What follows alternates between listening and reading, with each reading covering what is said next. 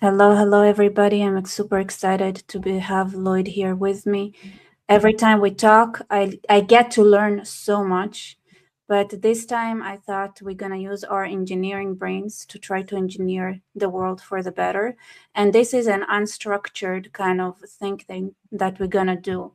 So I don't know if Lloyd, I made it clear from the get-go, but finding a solution to a problem requires brainstorming, and I feel like there isn't enough example of that online, of people just thinking without knowing, asking to explore, to have um, to have this opportunity to try to find something, not necessarily having answers from the get-go. I think this is something that in our environment we're seeing that it's super necessary, and it's so necessary that people started saying it and naming that necessity out loud, like Ben Shapiro did in his Amphist. And I see more and more creators and people who come from maybe more moved from professionalism to YouTube sphere. They name the need to, hey, at some point we need to understand that it's not all just debate of you have your solution, I have mine. Sometimes we don't have a solution and we need to figure out what to do. And that kind of conversation has to be done somewhere, somehow. And it's not being taught anymore. And I think this is when I brought up this subject and I said, like, what happens when Islam infiltrates? One of the things that you can tell by that Islam had infiltrated and changes the way the West is operating is because there is no space for finding a solution anymore. That doesn't exist. It just... Yeah, well, thank you for having me on once again. It was great. It was a pleasant surprise. So thank you. So I have those notes. We can go through those in a little bit because I think those will provide a description of the problem and some action points that people can take. Don't forget, on the one hand, your enemy is trying to suppress conversation. So you have censorship, you have shaming. They're trying to prevent you from actually talking about the problem. So you can't find others that will inspire you. You don't feel like you're part of a group. They're trying to isolate you. You can't talk about it. You'll get arrested. You'll be accused of being an Islamophobe. You might lose your job. You'll end up on the nightly news and you'll be shamed. That's one issue. Two, they're trying to suppress accurate information about the problem. So if you cannot describe the problem, you can't deal with it. And this, though, I think is no longer that effective. People are starting to talk about Islam. 5 years ago, when I started talking about the Sharia on YouTube, I was a weird guy talking about what? Now, everyone is talking about Sharia. They're seeing it as a distinct thing from the Quran, from the Hadiths. They're talking about Islamic law. And you see people like Andrew Gold, you're seeing Winston Marshall now talking openly about the problem. Last night, I have a monthly show on my channel called Is the UK OK? And we opened with a funny joke one of my subs mentioned, is the UK KO? And they were joking about it. The UK does seem to be KO under Islam.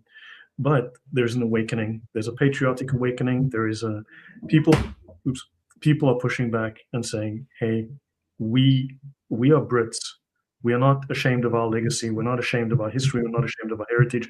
This is our country. They're causing the very effect they've been trying to suppress. And people are seeing it. I think it's in their face. It's been too much in our faces, and people are starting to wake up. I'm feeling very optimistic. Despite the issues, I'm optimistic. So yeah, people are, so what we did like as early birds, right? First is the awareness. So you have that, those people who do it first, and of course never get the actual clout that comes with doing something that's popular, because it wasn't popular. But then but I'm just being a bit teasing. But the thing is that now that we're the early birds like us, right? What I feel is stating the obvious, where now everybody's saying, well, Sharia is bad. Yeah, you can expand on how bad that is. You can go into details. But I do feel like now we need to move to the next phase, which is changing people's from, okay, they got the information, to now what? Yeah, there's someone interesting in the chat. I shouldn't get distracted by the chat, but I'm being called a liar. Don't look at the chat. Was saying that I was talking about the Sharia 5 years ago. I don't know that there's any other channel that has gone through all of the Sharia manuals on YouTube the way that I have. No, you're the most. I just write on yours. I'll just write on you. I take your credit and claim as if it was my own. No. And if there is someone that has, then just please list the names of the channels that have gone through all of the Sharia manuals in detail for years. Just list the names, please. That'll be great. Okay, yeah, I want to show. So, look, the UK has a problem. For instance, this is maybe our test case, the canary in the coal mine. But let me mention a couple of things. I can't take all the credit here, but I will mention that I've made a contribution, and others I know, like Osama Daktok, they've all made a contribution. The fact that we are speaking up makes a real contribution. And you, as a listener, in your circle, when you speak about Islam, when you talk about Islam, you are showing other people, even if they're too afraid, that yes, we can talk about it. It's okay. They're not being forced into silence because they want silence. So don't give them that. Inspire others. Stand up. Have courage. Right? But also they're trying to create a purity. They're trying to create a myth of purity. But when you start talking about the issues, then you break that spell. You break that false purity idea. And then people realize, hold on, that there's a problem here. So you are snapping them out of the spell, out of the hypnotic spell they're trying to create. The UK is a test case, but back to my point earlier. Some years ago, I was asked by a group to write a couple of documents doing some research on the Muslim Brotherhood, which I did. I traced some of their financial activities, their front organizations, how they hide behind front groups and behind seemingly innocuous, safe little groups at universities and things. One of those documents, I had to do a summary, like an executive analysis for a simplified analysis of how they operate in terms of their doctrine, how they apply their doctrine, what the threat is. And this document was actually part of a parcel that was given to, at that time, the senator from Texas. I keep forgetting his name. Anyway, it was he's a very well-known senator from Texas. And the aim was to get the Muslim Brotherhood banned in the US. Now, you know that like a month and a half ago, the Muslim Brotherhood was banned in Texas. Now, it's taken 4 or 5 years for this advocacy, for this lobbying to finally take hold, but it has happened. And now it's being banned the Muslim Brotherhood is being banned in Florida. And President Trump has said he's going to be banning the Muslim Brotherhood in the US, which means he's going to go after the financial networks. He's going to start shutting them down. They're now a terrorist organization. So the little bit that you do can have a great effect, and you're changing public sentiment. So I think this is very, very important. Yeah. What do you think? Yes, Ted Cruz. Thank you. With Ted Cruz? Yeah, Ted Cruz is working hard on it. But I don't want to talk about the situation. I don't know if it's if it's productive at all to talk about the political situation, where I'm sorry, but like the situation does not seem to be very optimistic in countries like the USA and Britain. With all due respect to Nigel Farage is completely a fraud. Like he's obviously a fraud. And when it comes to American politics, it's you have people with good intentions like Ted Cruz and Marco Rubio who are not always as informed as you would expect. But look, I know, like Sebastian Gorka, I question his knowledge, I question his statements. Even Tucker Carlson, he's a little bit of a strange one. I mean, I've seen this man flip, but then once he started his own network, apparently he got a lot of funding from Qatar, at least so I've seen in some sources. So that could also explain his change in loyalty. And also, like Candace Owens, she's gone off the deep end, as we see. But she went completely. The thing that scares me about Candace Owens, and people say, "Oh, she's not that dangerous." She is a person that should be institutionalized online, and people are pretending it's normal. It means that insanity had become tolerable. No, she's certainly gone off the deep end. But look, things are happening in the background. I don't think we necessarily see everything. Diplomacy is a very strange thing. You've got to play nice with people that you would like to stab in the back, but you've got to, remember someone said, diplomacy is the art of saying nice doggy while you look for a rock. So where in diplomacy do you have optimism? Because I have, I talk to people in Advance UK. I talk to people that work with the Trump government, or with our government. And I know some people who can also like have some connections to the Norwegian government. Am I optimistic? look, No. I think they're all infiltrated. I don't think we can claim there's no infiltration, because they're everywhere. The Muslims have infiltrated with their oil money. They're everywhere, but this doesn't mean they've won. Certainly not yet. Oh no, it doesn't mean they've won, but it means that they have a rule book. They have a strategy that they had followed for granted, but millennia that works. They had flipped so many countries. Yeah, true, but it's not that we're weak or incapable. It's that we've done nothing. There's a difference. Well, that makes us weak and incapable, which it's semantics. I don't want to fight over that definition. No, but once we do start, someone's asking, Swearimji's asking, am I a lesbian? Yes, I am a lesbian. I love women. Thank you. Thanks very much. Appreciate it. Yeah. So I think... yes, please. I want to take a moment to just highlight this comment. And thank you, everybody who's sending super chats. I'll go through them in the right moment. But I don't think Lloyd gets enough credit. Honestly, ladies and gents, the amount of work he has done for us. Lloyd, you appreciate you, brother, 100%. And I also want to say there are layers in the way the mechanism works. There are people who do deep dive. So I put you on the first category. So you do the meaning, the search for meaning, deep dive, right? And then a person like me can take your work and make it an architecture, which I do more like an architect work. And then you have the people who come and take my work, right? So yours is way too complex, right? And too much of a deep dive. I already mapped out an architecture.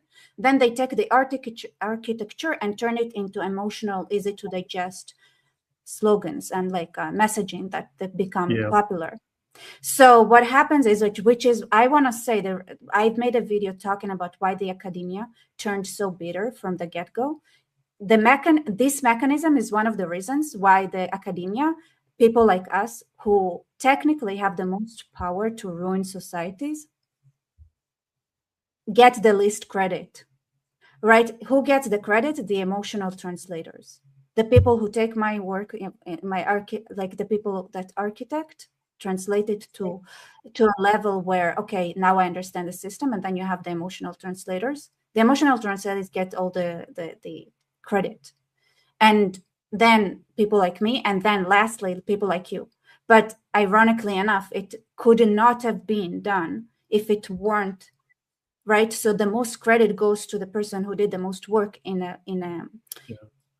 society that is just, right?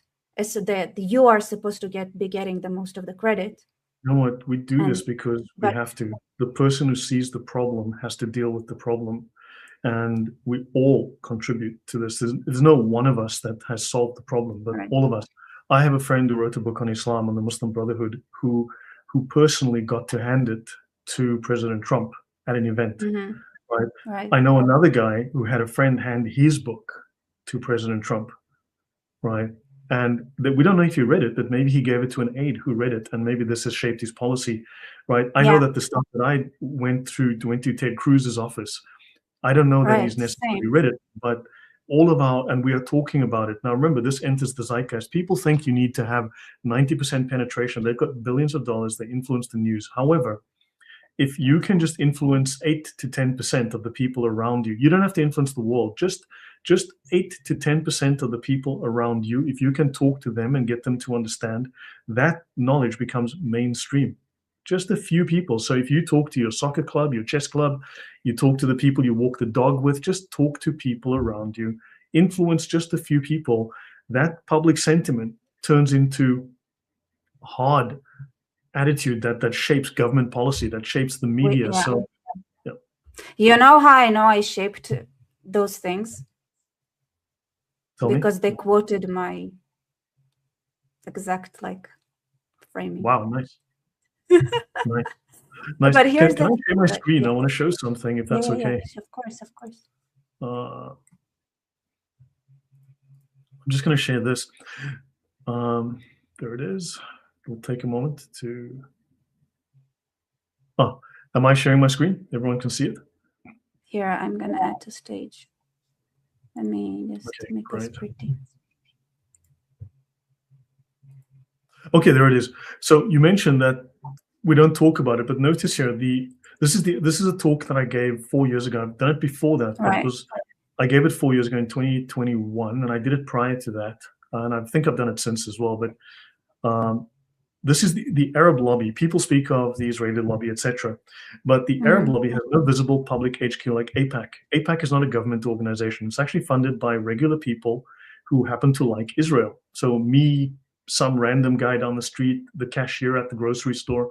These are people who give public funds. These are not governments. These are people who give public funds in support of Israel because they like Israelis, they like Israel. Muslims are not popular. Islam is not liked. Therefore, they have to hide in the shadows because no one likes them, right? Now, they operate by stealth. They're barely known to the public. They're not discussed. So, for instance, James Zogby from the polling company wrote in 1982, there is no Arab lobby, right? The Paul University political science professor, Khalil Marar, he contacted Arab American organizations for interviews for research on the Arab lobby. He was told there is no Arab lobby in Washington, D.C. Yet, oddly, the Arab lobby is older than the Israeli lobby. The Arab National League of America was founded in the 1930s, before Israel even existed.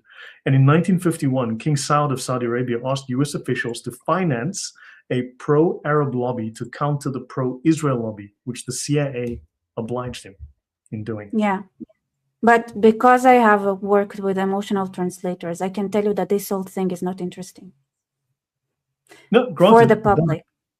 I'll tell you why. Because people don't operate; they operate emotionally, so they react to something that triggers them emotionally. Right now, like, why do Jews get all the rage all the time?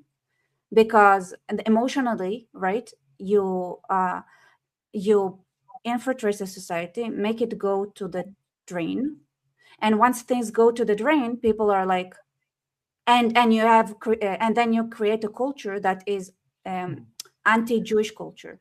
And once your culture is anti-Jewish culture, and here's what I say, you know how you said there is the thing that is happening right now, right? Why we have this conversation, I wanted a line of people thinking, is because of censorship. Censorship is by nature anti-Jewish culture. Once you get censorship, you're gonna get people chasing Jews, because Jews cannot keep their mouth shut. Culturally, I'm not joking. It's true. Culturally, Jews just say what they think and argue, and they cannot not react. It's like culturally embedded. So once you have a censorship culture, that's it for the Jews. The Jews are done. Right. However, to add some perspective, while popular opinion can be swayed by emotions, you've got policymakers and they work on data points. These lobbying companies, now they're trying to create what's called a purity. They want to create a myth of something perfect. It's like, think of a bath of white milk. Think of a bucket of pure white milk, just perfectly pure white. And you come along with a fact. You come along with an answer, a reply to people when they bring their propaganda talking point, and you give them these facts. This is like a dot of black ink that you suddenly drop into that white, perfectly white milk. And you know what? All they can see is that black dot. You've broken the spell of perfection. So your job is to just keep dropping little drops of black ink. But you know that it's not satisfying for the soul to see that black dot. And that black dot is usually and it drives Jews and Jewish adjacent people.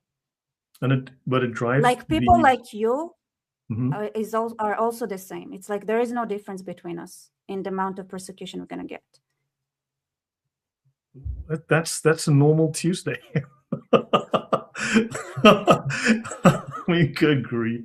And you're like, and you go and you check mark all the DEI requirements, and yet we're equal.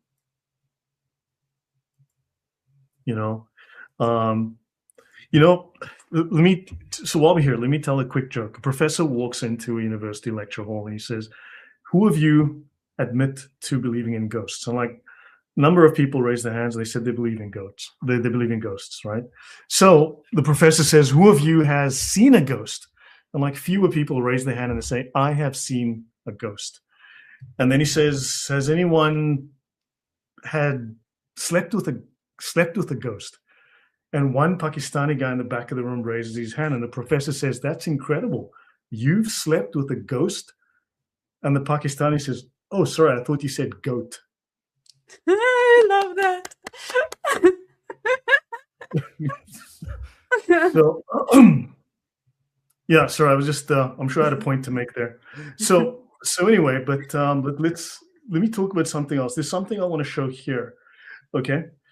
When you look at, just to go back to, because sometimes hard facts push back on these people's claims. Like this is just one thing, and then I'll go to the talk that we have.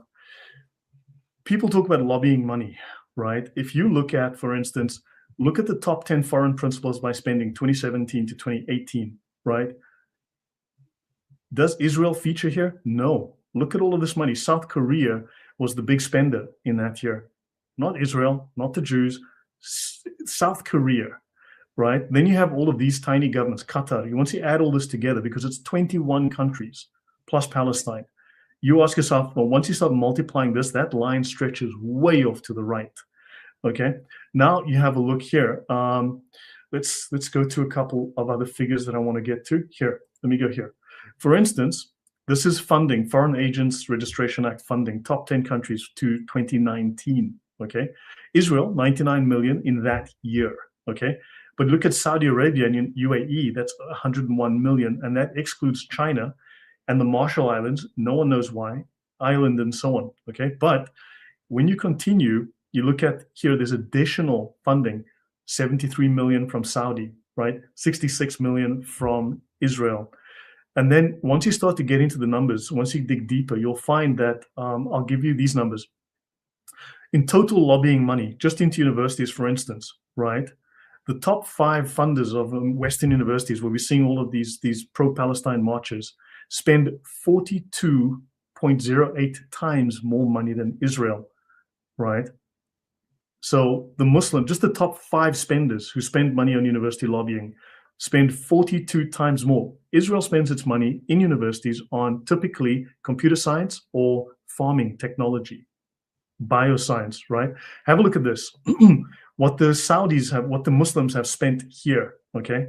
Muslim nations, 100 million in that year, 101 million, just to George Washington University alone. Israel, 507,000. These people have spent, I mean, this is significantly more. 200, what's it? I'm not a math Asian, but how many times does 50 go into, 100 million, 500,000? So you're looking at 200 times more money just in one university. So then the once you follow the money, follow the funds, it doesn't add up. The Muslims and the Chinese are outspending everybody. The amount of money that Qatar alone, Israel is down here. Look at Qatar alone on this graph. Yeah, it's insane. So I also wanna add something. So what I'm doing right now, like I sent you the catalyst, right? I sent you the questions. So I've delved into researching operating systems of humans, so cognitive operating systems. So what made me realize that exists is the fact that when you have a different questioning style, you also have like a different ways of listing axioms and how to operate on them. So once I was like, okay, you have different operations on axioms depending on your culture, then that means you have different operating systems in general, completely. And what I found is that China studies cognitive operating systems. They have it as think tanks. They have it like they invest money to dissect like cultural like operating systems. The biggest thing that they're trying to crack is the Jewish innovation. Because when I delved into that research, what came up, and maybe I'm still like fact checking everything, is that they invest heavily. They believe that the biggest drive for the American economic success is the Jewish layer, the Jewish operating system layer, which is like driving a lot. So what they're trying to do right? What they figured out, right, in their minds is that you don't actually need to be a democracy. For them, it's like how necessary is it? Like they have a little bit of like an argumentation of how much the American ecosystem being democratic is how important it is. So it's between that being 50% or 80% of the difference. And what they had thought is like, okay, you take the Jews, right, as a component because they have a very unique operating system that they're running. And then they are very, they are relatively speaking, they are a modular cognitive system, like they're modular. And they're like, okay, so how do we move that modular cognitive system and plug in that system into our Chinese pipelines? Because those cultures you cannot have the two operating systems working together. One is good for scaling and manufacturing. The other is for innovation. And they do it like, they clash in some basic things, right? Once you get one, once you get an innovative operation system, then you wouldn't be interested in scaling, these cultures are more monolithic. They're communist. In other words, they're communal. They're more monolithic. And they would conform to what is called, they're both totalitarian and totalist. Totalitarian means top-down control through force, through political control and guns. But also they are totalist in that they have an enforced conformity horizontally through society. Through psychological means they create, whereas Western culture, at least... Wait, Lloyd, before you delve into Western, because this is like, I want, if it's okay if I finish up the layout, because there is something important I want to say, right? If it wasn't for the Chinese manufacturing style, which is common throughout East Asia, and no matter what country you take, they're all very strong on hierarchy, right? They hide it in different ways, like Japan hides it better than China does, but they're all like that in a sense, right? They're all like very, and what happens is that they can manufacture and scale. But what if you remove that percentage of the population that can do that, it means that you wouldn't have a manufacturing scaling hub. So that is also a risk to take, because so ironically, China has a very unique, so they have this problem where they are like a bottleneck in the world economy. But the reason is because their culture means that they can do things that no other nation can, including some silica processing and things like that. So because like other people just wouldn't confirm or be able to scale at that. So it's also like it's a sensitive game to play. But there is one OS system, cognitive OS operation system, that is in no way, shape, or form productive, useful, or contributes to society. Guess which one that is? Islamic? Yes. Easy. Yeah, no. Nothing. Zero contribution. Zero. Absolutely nothing. So the Chinese strong hierarchy helps them scale and manufacture. The Muslim can scale and kill everything. They are. No, Muslims take from others. They don't produce. Exactly. They're parasitic. I mean, even if you look at the Ottoman Empire, what did they produce? Nothing. They subsisted on slavery and forcing others through slave labor to produce. And that's also what China does. China has a very small, gifted population, which they encourage, but you have to then show loyalty to the party, which means that also you've got to close your mind to certain things. They would not manage if they were not sending their people to Western universities, then bringing them back with stolen ideas, stolen technology. But also they have slave labor, so they can undercut production costs. But and they're not organically like that either. It's not just China that has slave labor, okay? There are a lot of ways to get slave labor, and some other Western countries just don't do it in-house. That's still slave labor. Like, I'm sorry, like the French in Africa, still slave labor. right? Like it's not slave labor. Yeah, but then also those people So wouldn't it's just have any a labor moment of rate. honesty. I don't think it's a good thing. But We those should people also go wouldn't have right. work because Africa, unfortunately, bought the whole socialist snake oil. Yeah, Like 100. most of the countries in Africa adopted socialism, and they've all suffered, and they wouldn't otherwise have an economy if the Westerners didn't go there and make some kind of, sort of business that they could actually get some sort of money. They'd have literally nothing if it weren't for that. So there's other sides to that equation as well. I mean, sure, it might be morally questionable, but those Right. people would have nothing if it weren't for because of No. government failure. Yes, 100%, like 100%, like okay. So here's the thing: like the socialism thing is gonna fail on any operating system, right?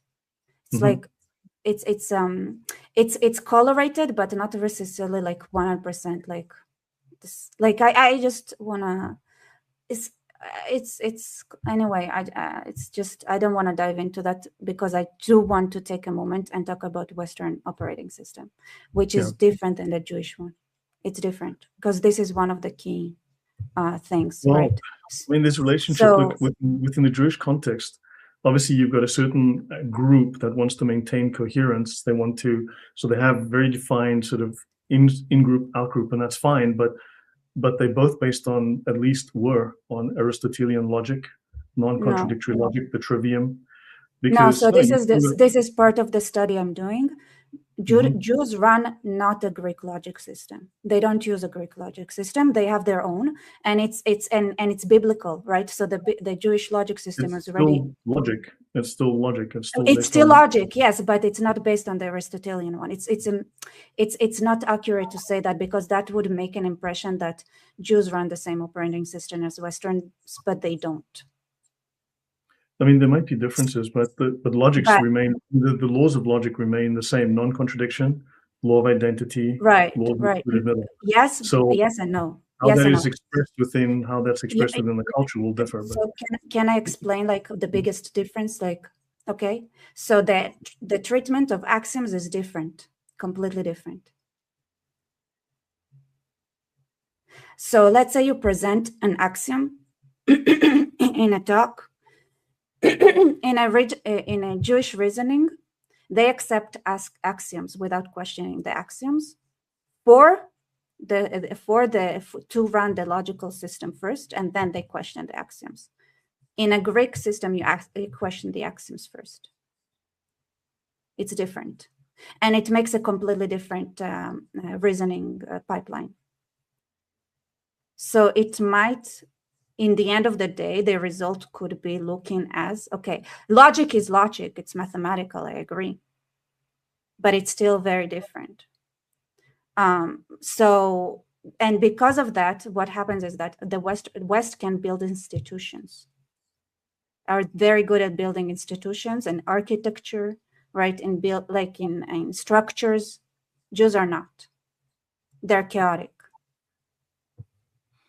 That's a little bit Middle Eastern, but notice, I mean, look. Well, of course. I think we should follow the one-state solution where you give the whole Middle East to Israel and they run it, right? Because they would make the traffic lights work. Here's the interesting thing. This is where I tell you, if you want Israel to run the Middle East, you would have to import to Israel Western system building that is not native to the Israeli society. Israel is actually an anarchy that is hidden from, like, it's not an obvious anarchy, but it's an anarchy. But there's still enough parallel with Western thinking for similarity. Whereas if you go to Saudi Arabia, I mean, that's alien to most people, right? When you see it from the perspective that I have, where you go to some certain places in Lebanon. I mean, I was in northern Iraq on assignment, and the first thing I was told when I got there, they said, "Do not look at the women; the men will beat you up." That's the first thing So you have these different cultures, and I mean, there's reasons why some cultures are dysfunctional, and there are parallels that make some cultures. But that's different because that's culture, and here's the fun part, right? Logically, it's Middle Eastern, and it's also similar to the way Jews operate. But culture, right? So if you say something to someone in Jewish culture, you're gonna get the entire community stoning you right away, but with words, right? Jews choose nonviolent stoning, but you get the stoning. and it's the same with Arab culture. It's so that's the like, this is why I say like OS systems is a very different but kind there's of, also, and I can like explain the difference between the Jewish and the Arab one, if that's all right. Yeah, but if you go to a meta level, if you go, they say that politics is downstream from culture, but they always forget the first part of that statement is that culture is downstream from religion. Now, if you look at the biblical God, he's a God of order, he's a God of logic. He respects logic and order. Whereas if you look at the Muslim God, Allah is will, not reason. So Allah can be, he's nominalist, he's completely arbitrary. So there's no order. So therefore there's no predictability. So therefore so if you look at, you can base science on a God of order, but you can't base it on a God that's nominalist, subjective, completely arbitrary. So okay, so now similar on the Western side. Can I challenge you? Now take the Jewish system, right? And instead of having it function like the Jewish system, where the set of axioms is based on research and it changes, so it's a changing set of axioms, right? So the way you argue is like you present an axiom and then people argue and then you get irony and then you stop. That's Judaism. Now imagine that instead of having a flexible science-based set of axioms, the way Judaism runs it, you're going to have a fixed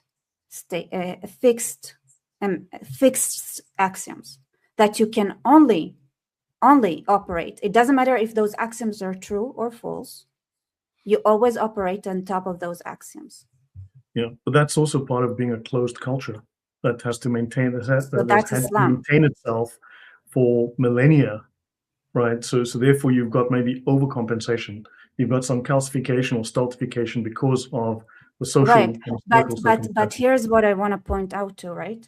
Within the given axioms, right? Muslims can exhibit an impressive amount of logic and reasoning and creativity.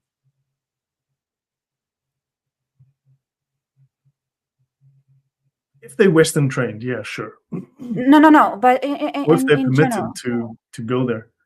I mean, if they're permitted. Well, the here's system the thing, itself, right? look, there's always. Look, okay, so can I give you an example, right? You said that all the schools of thought, right, agreed on execution, right? Or like of apostates, and then they fight over what kind of, how does the execution should be looking like. You're gonna get no other, and you're not gonna get creativity higher than Muslims trying to think how to torture people. Yeah, but the principle is then that's but just the axiom is the execution, because this is the thing. If you look at it as a set in stone, they need to be killed. That's agreed. But then the implication layer, you're gonna see, and the argumentation layer, you're gonna see a lot of a surprising amount of creativity. Yeah, but the form is there that the tire is round. They're just arguing about the color. Exactly. Yes. Yes. You got it.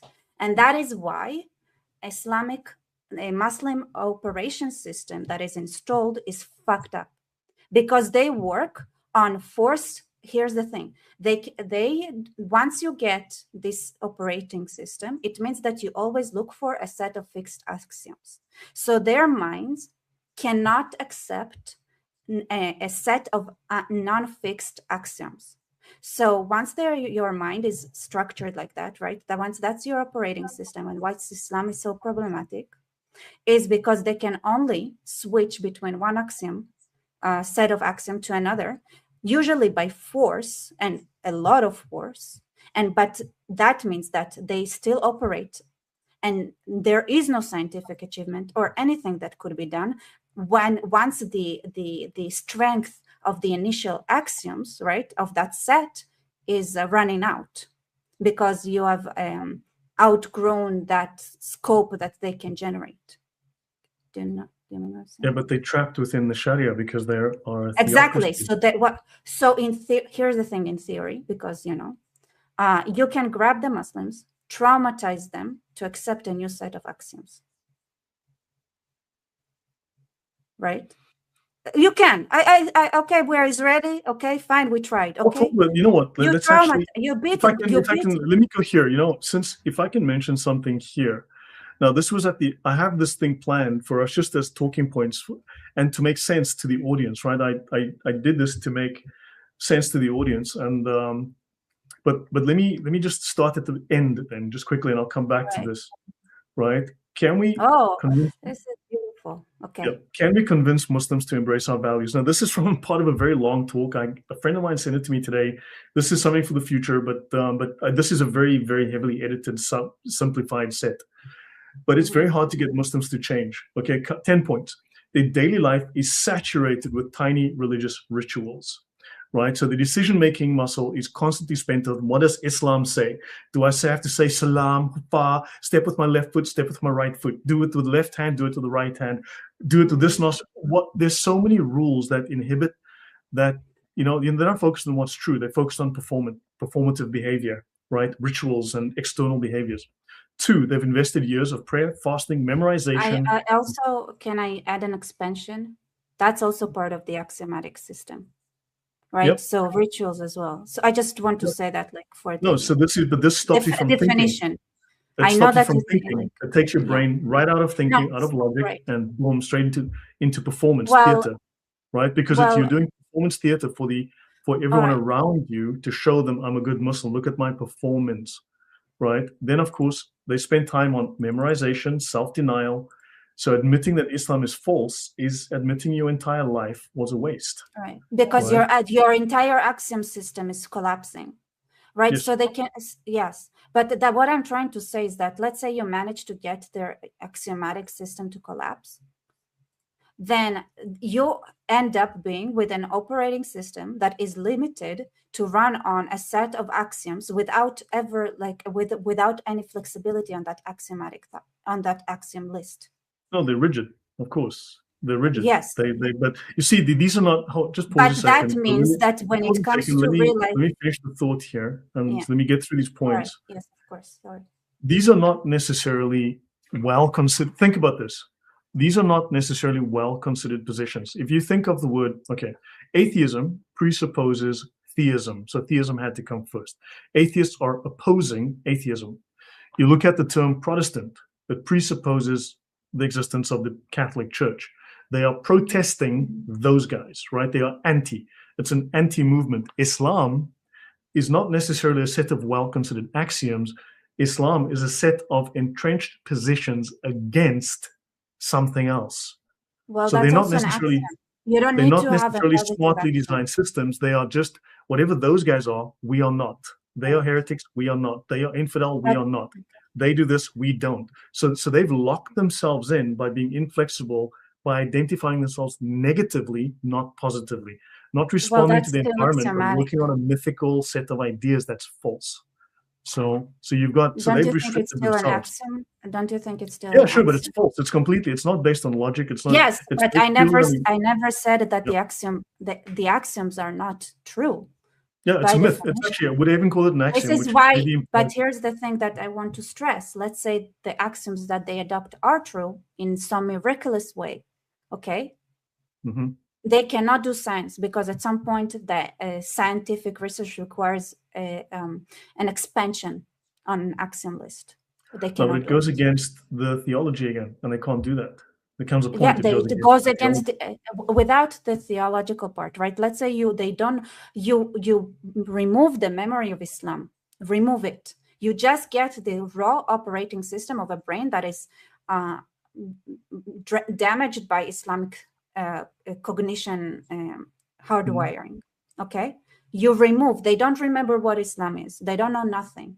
Okay, now you can install a new set of axioms to live by, right? New rituals, of course, their ability to get positive axioms, you're right, is entrenched. It means that you can only put in negative axioms. And then changing exactly, is very and then if you do that, right, no matter what set of axioms you could be creative enough to install, they gonna run, like the scientific ability that these people would have with this operating system would exhaust itself in a couple of decades at most, and then they're gonna go back into destructive patterns, as in those would all be interpreted under resentment. Okay, not sure how that.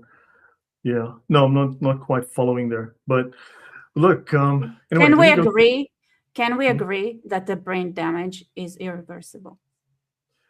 In the current generation, yes, there are people that yeah, there's going to be obviously exceptions, but in this generation, you're dealing with zombies that can't be fixed. So you have to Exactly. wait for a new But generation. here's Yeah. what I want to add up. Mm. When Islam So infiltrated the West, they created homegrown people who went through Western education system who are also zombies. They don't have the same axiomatic system as the Muslims, but notice that they are groupers. well, these are all totalist. These systems fall under the banner of these are totalist systems that enforce behavior horizontally within the culture, not through police exactly. or military. But that means that there is a generation that grew up with an operating system that was shaped by Islam. This is what it means that they infiltrated the universities. It means that we have a zombie generation that is homegrown, that also has a brain damage that cannot be fixed. Yeah, of course. So Okay. you can't reason with people who. I think that this entire opening, this entire 45 minutes, brought us to the point where we both agree there is a structural operating system malfunction, regardless of the axioms installed in it, right now, that in a good amount of these are people that have been emotionally manipulated. They don't even know what thinking is. They don't even know how to think correctly. They're simply responding to slogans. They're responding that to is operation system breakage, because they can only respond to slogans. That's the operation system breakage. Yeah, that's the thing. Totalism. That's a totalist system. Right. So I just let me start at the beginning. Let's maybe talk about this, and we can work through the problem, the infiltration, what is happening, and how we can deal with it, at least on our level as individuals, right? So we see the danger, right? There's been infiltration. We know there's massive amounts of money flowing in, but the battle is against denial and drift on our own side. The enemy, you don't have $1 billion to counter them, but so you've got to think high concept, right? You don't have lots of money, but you've got to go high concept, right? So low tech, but high concept, right? You're dealing with a totalist structure. It is brittle. It is fragile. It believes in a purity. If you can constantly prick it with a little pin and say you're not pure, if you can put a drop of black ink in that bucket of milk every time, all they see is that black dot, and it psychologically, it shatters them, it destroys them, it ruins the magical spell, right? Now, there are 3 levels here: psychological, institutional, and national strategic. Now, you can't change them. They're too invested. You've got to change your own side. You've got to talk to your people. You've got to insulate and inoculate your own people. You've got to give them the vaccine, right? So now you've got to go from recognizing danger. You've got to convince your people in policy-making positions that we were wrong. They have to admit they were wrong, right? And we must start operating against the university, the university infrastructure that was created to change the operating system of the next generation in our countries. Now, universities are just one area. Universities are just one area, right? So when you realize that Islam has infiltrated, and I think we've all come to that realization, there's mosques, there's NGOs, there's academia, there's military, there's even churches, priests, seminaries, right? Politics, right? The problem is that everyone then has to look at their failure, especially the people in policy positions. They have to look at their failure and go, I've sunk a lot of time and effort into ecumenical talks about, oh, Muslims are wonderful people, Islam's a religion of peace. They found out they're wrong, and it's very embarrassing for them to change course. They've sunk, there's too much risk to them, emotional, political, financial, etc. So it's very, very hard for them too, okay? But let's say, look, in the US... I think this is important to say. So she's assuming non-plastic neurology. It's hard, but not impossible to undo it. I want to say something. We are at the point where you cannot afford to undo it. You just don't have the... so why is it not as relevant to the conversation, right? So here's the assumption we make. There is an entire population where you cannot afford. You just cannot. You don't have the means. You don't have the capability. You don't have the amount of effort, the amount of... it's just beyond reach. And then there is the population that hopefully, right, our own, that it can be minimized and some maybe reversed in some points, but maybe minimized, the damage could be minimized. And of course, once you can balance it by creating more like the black dots people, right? So, and that is just, taking advantage of the fact that is not a multi-generational operating system already, right? So one of the biggest problems with the Islamic world, which is it's multi-generational. Even in Turkey, on one hand, you have an Islamist, on the other hand, you have a socialist, and that's the dichotomy. Why? Because the operating system is fucked in Turkey, okay? Even though they were secular for so long. So just to understand, right? And that's the best case. And because with Arab countries, it's way worse than that.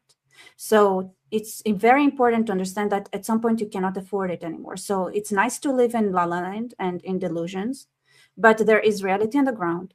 So there are enemies that are already are operating in a certain operating system that is destructive by nature, unproductive, and is your enemy. That is a fact. You can do whatever it takes to minimize and fight against it in your own population, but you also have to understand that there is a population where it's already there for millennia, which means that your entire thinking needs to accept it. And it's tragic because the implications are horrible and horrifying. And I will spell it out to you, but not now, because we have not finished laying down the axioms. So thank you. All right, please. Sorry. Right. Now, to recognize the problem is not enough, right? The hardest step is to admit it's an emotional step. You have to take an emotional step here. We allowed this. We were naive. All of our prior assumptions were wrong. So you now have to rewire your whole brain. There's a shame aspect. One sec. Very difficult. Yeah. Shana, UAE is not changing. It's a delusion. It's only some parts, and the way they do it is by they have enough oil money to basically import all the OS systems that they need from abroad. Nothing is in-house. It's not changing. It's impossible. They're suppressing the Sharia because they realize that having Western thinking makes them financially and socially much more successful. It opens them to opportunities they wouldn't have otherwise. However, let's say the sheikh there dies tomorrow and his son is a hardliner and his son takes over. All of that change, boom, is undone in 20 minutes. So that could change on a dime. So now, of course, the emotional step is we allowed this, we were naive, our prior assumptions were wrong.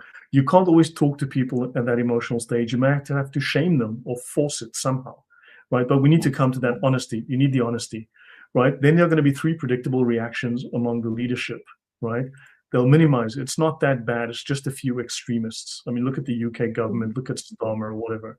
Of course, everyone on the right wing who's got pale skin is bad, but of course it's just a few bad apples. And oh my, look at all these migrants that are, SAing all of these young girls. Yeah, you know what we need to do? We need to send the 12-year-old boys, white boys at school to misogyny training.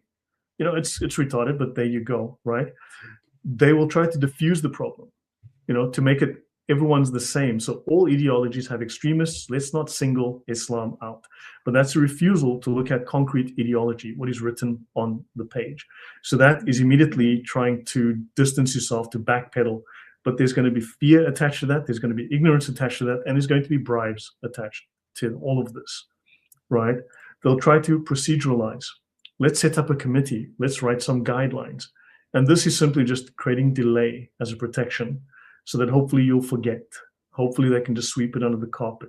Hopefully they can then make changes that are not going to actually make any changes, or they can institute additional things to further their agenda. So these are areas, but you will see these are consistent activities that leadership will take. Now, the first task for you, and this is your homework, is to name the error plainly. Don't use euphemisms. Stop using the word Islamism, please. I beg of you. It's Islam. It's called Islam. Muslims have no idea what Islamism is. They're Muslims, they follow Islam, right? Yeah. Now, so you have to say, look, we treated Islam as just a religion instead of as a political, legal, civilizational system. It's a theocracy. It is never just a religion. It's a theocracy.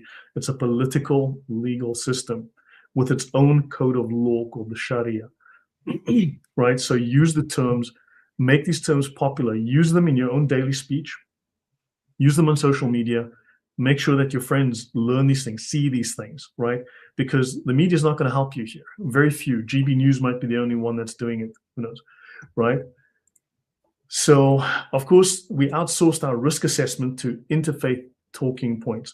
Try to find commonality. Let's look at the nice side. Now, look, I mean, sorry if I put to go here, but if you look at Stalin, he had some wonderful points. He was quirky. He was funny. He had a great sense of humor.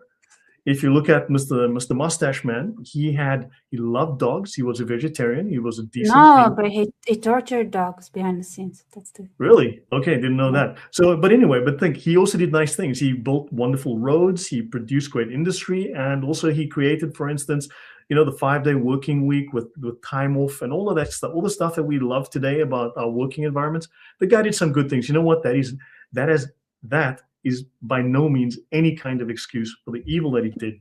Once you idolize this, you're going to try to ignore the bad, because these are part and parcel. So no, right? And instead of doing risk assessment, instead of looking at their playbook, which is the Sharia, instead of doing proper threat assessment, you try to go to feelings. But let's all be nice to each other, right? And then the psychological transition, right? You have to go with tolerance and fear, because we've got too much tolerance. And our politicians are afraid, but our academics are also negligent. Academics are not calling it. They know. The academics know. The politicians know. I have a friend who's a diplomat at the EU, an acquaintance rather. He tells me publicly, these people will say, Islam is wonderful, Muslims are wonderful, we should all get along. And he says, but you talk to them privately, at least the ones who aren't Muslim and the ones who aren't communists. And he says there's too many of those in the EU as well. But he says, behind the scenes, people are terrified. They won't say it publicly, but they'll say there's good. My friend has said to me, and he asked me, because of my background, he asked me, what do you think is going to happen in the next 5 years? And I said, I think civil war. And he said, everyone in the EU thinks the very same. Yeah. So, right. So now, key point, Western institutions are paralyzed by two fears, right? The fear of looking Islamophobic and the fear of actual violence. And Muslims are exploiting both. Now, this word, Islamist, please never use that word ever. Okay, these are Muslims. There's no separate political Islam. There is just Islam. I want to say something for the record, okay? So, because it's important, not because I'm a good person who thinks that there are Muslims that we shouldn't paint everybody in the same brush. No. Here's why I'm going to say the next statement. The next statement I'm going to say is because knowing this fact is important for infiltration and to seeding people that would ruin them from the inside, right? And give you locations of those who need to be dealt with. All right. Here is the secret. Okay. Like operating systems, there is one quirkiness to them. It's also genetic. So from time to time, rarely, you're gonna get a person that they don't fit the operating system of their environment genetically from birth.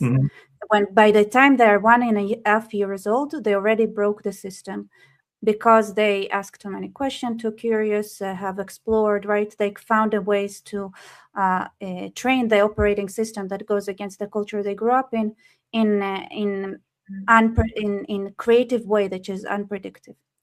These people would hate the society they're in with passion. They'll be your great allies. Never close yourself to the possibility that the person in front of you was born genetically and enforced an operating system before the official line of culture in culturalization had done its effect.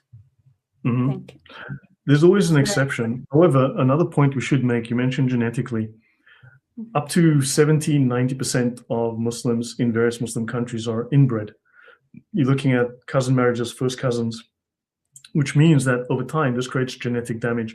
When I was working with pilots, when we were working on airborne vision systems, airborne detection systems, the pilots, let's take Saudi Arabia as the example, they had vision problems because generations of inbreeding causes biological genetic damage, which means you've got cognitive defects and you've got other defects. So they couldn't see properly.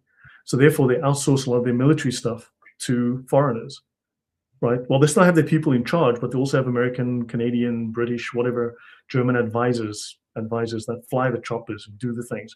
These guys could see. We could see now. We gave them an upgraded system where they could see power lines at very long distances, because these guys weren't able to see it on the screen on the existing system. So they had to upgrade the tech. Cost them millions of dollars, which is great for us at the time. But so you're going to have people who are cognitively damaged. The average IQ within those people, you're looking at maybe an IQ of 70, 80, which is not sufficient to maintain or build any kind of technological civilization. Right. That's another So reason. the first step to encourage inner collapse without you dirtying your hands too much is to close the tap. So those countries are fed from the outside. They drink water that given outside. They have a military protection from the outside when it comes to countries. Also inside communities, you close the tap. No more benefits, not giving them any subsidiaries, right? You do that, you're gonna let them kill themselves. This is the first step. Yeah, I mean, well, we fed China. Look what happened, and the same with Russia. So yeah, you got to turn off the money supply. Yeah. Don't feed the dragon. Yeah. So now these infiltrators rely on 4 levers that they use, or levers. And I want to add, for those who are like, oh, so what you do is you move from hidden aid that is given to them from fear of them going crazy to purely transactional. So they generate value, you purchase. That's fine. They don't, closing tap. Super important. Just for those who don't understand what it means, like, yeah, please. Yeah. Yes. So now guilt. You're prejudiced if you question us. So they use shame and guilt against you. It's time you turn it around the other way, right? Or you say, I don't care anymore. Yes, I'm racist, whatever. I don't care anymore. Call me what you like. You just shrug it off and just move on. It's like you stop caring, because that's an emotional stranglehold. 2, threats. There will be anger on the street if the red lines are crossed. Think about the UK. It's like, yeah, if you don't give us these kids back, if you arrest these men, if you publish that video, there's going to be violence on the street. Politicians are terrified. They want peace. They're terrified. Confusion. Islam is really complex. You don't understand. Why? What? Guess who is the first ones on the roster? Sorry, explain. I'm not following. The first ones to go. Let's say there is violence and anger. They're going to attack the Jews, you mean? No, the politicians. Oh, of course. But that's not. I just want to say, like, they need to self-preserve as well, and they're in the front lines. You say that like it's a bad thing. Well, it means that you have a conflict of interest between the general population and the politicians. Yeah, no, true. No, the politicians, no, look, they will be replaced, certainly. I mean, because obviously they lost control, and people are going to. No, and I don't mean they necessarily going to be replaced in a nice way. And then, of course, you have all. No, you're right. But they are threatened. So if they're the first ones, you'd understand why they're going to operate out of much more fear than the general operation. It's a general population. But the difference is, first of all, like 2 things. They probably have higher IQs than the average population, and they have more access to information than I know you are there, but the general population is stupid. Okay, so like I know they're also stupid, but it's like a stupid plus 1. Okay, fine. Like let's. And the second thing, they have like the mapping of the reality.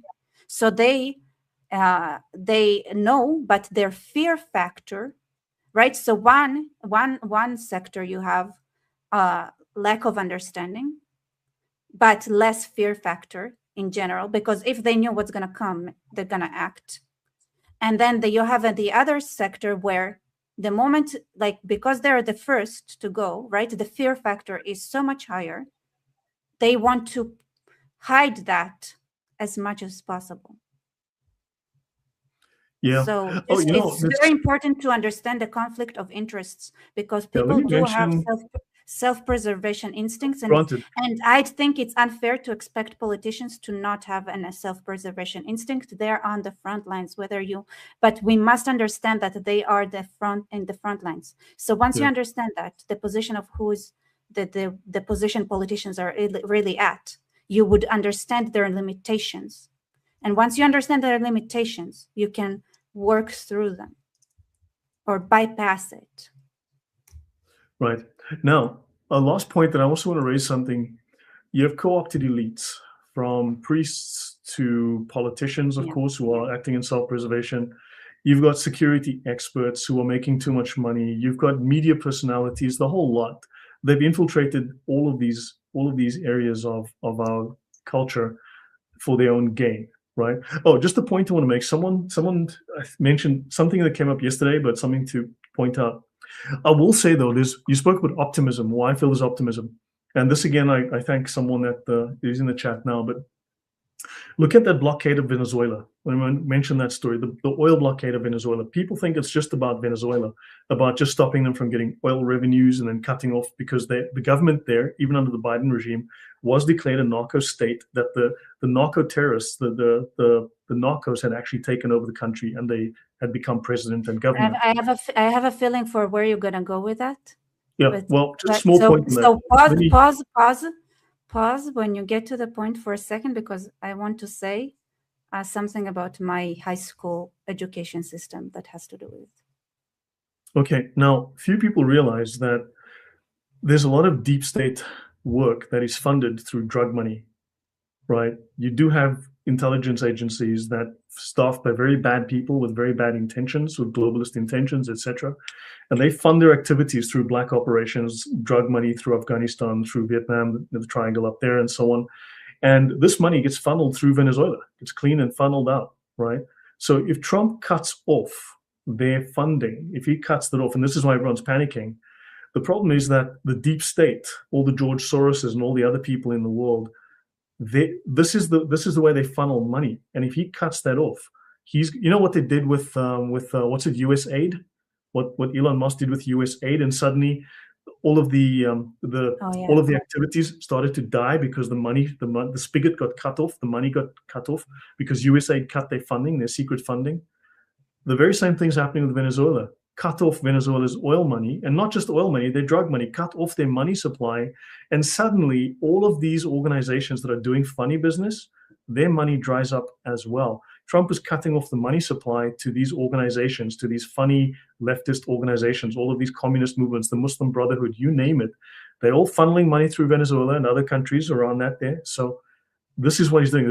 Don't just look on the surface. There's a lot happening below the surface. So my high school story time. So when we were in high school, right, there is a lot of anti-drugs campaign. For when I was a youth, at least, right? I don't know what's going on now, but when I was younger, you know how they ran the anti-drugs campaign? They brought up all the receipts of the drug money circulation, and basically what they had installed in our minds with scare videos is that every time you take a joint, you smoke a joint or anything, right, you fund terrorism. That's how it's like they did this shortcut. Yes. And so it's been like the main anti-drug use campaign was drugs equal terrorism. You fund terrorism, you fund and it's very effective when there is intifada outside. It's like, oh, you smoked some? Well, the bus exploded. Oh, but it is one of the ways that they bypass the banking system. So yeah, so you asked me to talk about the transition, where we are now, and this requires us to make very deliberate, very conscious decisions, right? We need to accept a reputational cost and short-term unrest rather than drift into long-term capture, because that's where we're headed. So the question is not, is there infiltration? Because yes, there is. Do we fear moral slander? You're a racist, you're a bigot, you're an Islamophobe, more than we fear. Let's be honest, it's also affecting our ability to make money. It's affecting everything. Yeah, but we have to take the hit because... Exactly, but when you say that, reducing it to moral slander is half truth. Yeah. Do we fear We need short-term pain to prevent civilizational suicide, because long-term we are losing our civilization. And this is an existential issue. And this is why they need to censor and prevent you from knowing, because this will prevent your survival instinct from kicking in. And once people feel the threat, and we do, they know they can't stop the dominoes from falling, because the public, once they rise up, they can't stop it. Now, the institutional response, right? So you have captured structures. They've been infiltrated. So we've got to look at how do captured structures behave. So once infiltration is real, your own institutions are part of the problem. Look at the Canadian government. They're the enemy of the people. Look at the UK government. They are the enemy of the people. We know this, right? Yeah. So you can expect the following from HR and here's legal. One of the biggest things, right? So I'm talking to professors from different places, right? If they build a new structure, right, they have the they don't have the credentials of an existing university, right? So let's say a bunch of professors are like, okay, we need change. Then, okay, let's create a new one. You don't have the same reputation and credential like history of something that is older. And I think this is one of the main things that are like that thing. And we need as part of the war should be accepting like switching from accept new institutions also, right? So that's part of it. No, we're going to have to get rid of a few old ones that just are not fit for purpose. Not necessarily get rid, but it's like you also need to be open to new institutional like credential, like and you need to build prestige, and that's like a communal effort, right? So when somebody says to you, right? So here's a way you can add prestige as a communal effort in a rather simple way. Let's say somebody goes to you and says, "Hey, I did a course with." And then you can ask them instead of, oh, is this new, or is this place, do they teach inquiry properly, right? You can ask something that is a bit different than the usual, oh, I recognize name brand, to just check if that is something that is good. And then your reaction needs to be proportionate to how civilizationally productive the institutional thing is, the whatever thing they have went through is. It's a little bit more work, right? It's a bit more questions, it's a bit more back and forth, but I think this is the closest, like the fastest shortcut I can think in a way to try to bypass that prestige problem. Right. Well, I mean, that keeps you from doing something because there's a cost, there's a social cost.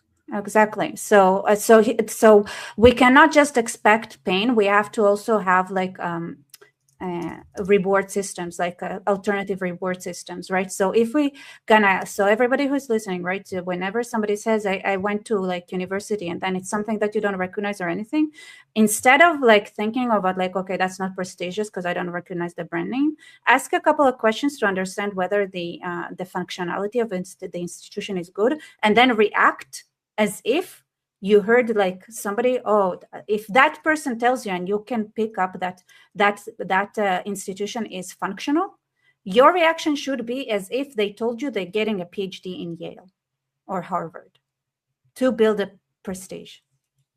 Right. No, that's motivation. So that's just that right. Can fall into motivation. I'm just saying that so people would understand, right? So what we're doing here is part of the solution. These kind of conversations are important so people could hopefully break it down and think, okay, how can I create an alternative reward system to something that, right? Because brand name doesn't work anymore. So something needs to be come and replace it. And once you, make it democratic and everybody can take this pattern of thinking and try to apply it wherever they can, and then send it through, right? And broadcast it in a very specific like domain of, hey, somebody comes to you from university, ask that. They build a protocol, simple one, and broadcast it. It's not something that we can do because we are too much of a high level people, right?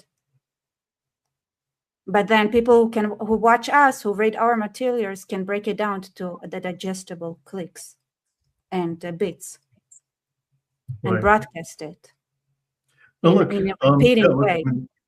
This is why I've got at least notes here everyone can just look at and read or screen capture and so on. But look, they're gonna infiltrate your companies. HR legal policies will change. They're in your companies, right? We have to respect religious freedom, diversity policies. They'll create disruption. Even if they're not there, they'll make you have to respect pronouns or something. Anything that will be disruptive to your current culture, right? Intelligence, law enforcement, they're going to talk about we need more engagement with Muslim leaders, which are the people that actually run the networks that you're concerned about, like the Muslim Brotherhood, right? We need, in other words, we need to get in bed with the enemy as opposed to stop them, right? We need to build bridges, not walls. Now, these are nice moral slogans, or at least nice emotional slogans, but this doesn't take into account the actual factual reality, right?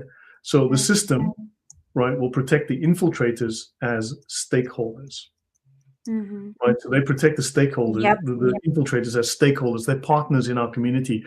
They've been, Muslims have been part of America since the beginning. Yeah, sure. That's why you have the U.S. Marines, because they had to go get the slaves that the Muslims captured from Libya, the shores of Tripoli.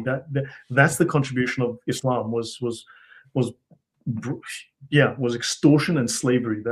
So in the transition phase, you have to identify who in the system benefits from not seeing the problem. Who benefits? Follow the money, right? Follow the power. Who gets power? Who gets benefit? Separate the naive from the complicit. They're going to be stupid people. Quarantine those. Identify the complicit and punish them. Right? Shame the complicit. Yeah, that's also the punishing. Punish the complicit. We don't do that out of politeness. Out of the naive can be educated. They can be shown doctrine. They can be shown precedents, and they can be shamed. Right? But the complicit, you isolate, you remove them from decision making, identify who they are, name them and shame them, expose them. Right? At the national threat level, what is and I want to say, as somebody who did that, right, in very high levels, somebody who worked directly on the Abraham Accords, where I in a room full of important people, I told him that he's a joke because he's working with those people. Everybody came to me afterwards and said, "Thank you for saying that." And it's like, it was so clear. The crowd was with me. I'm just saying that with even the most extreme situations where I thought I'm going to be standing alone, I found myself with 80% agreement in a crowd that I thought would be hostile to my approach.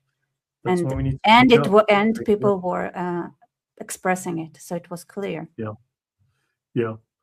Okay. So at a national level, right, Islam is infiltrated should trigger a shift in national posture from integration, right? Because stop using the terms. Remember, they always talk about integration or integration has failed or whatever. Stop talking about that. It's a failed strategy. You need to talk about containment and rollback. So use those words. We need containment. We need rollback. Otherwise, just try remigration. That's also a good word. Okay. No, but I don't believe in remigration. Emotionally, that's a little hard for people right now. It's not politically easy. So say, well, we need containment and rollback. So my solution is we're going to contain and roll them back. We're going to remigrate them. You see, so you just put a buffer in between, right? Containment and rollback. Okay. I love how the joke landed in, like, it's not joking, it's truth, but like I landed in delay.